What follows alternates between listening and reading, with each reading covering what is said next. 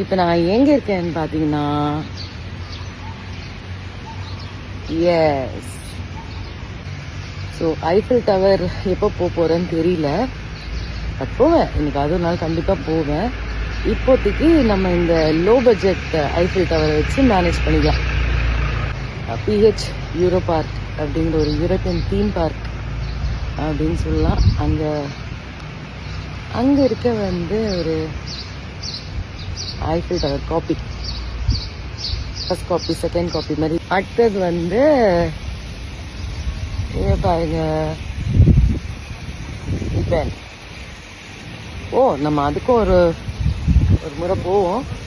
But இப்போதைக்கு so வேற ஆங்கிள்லேருந்து நம்ம பிக் பென்.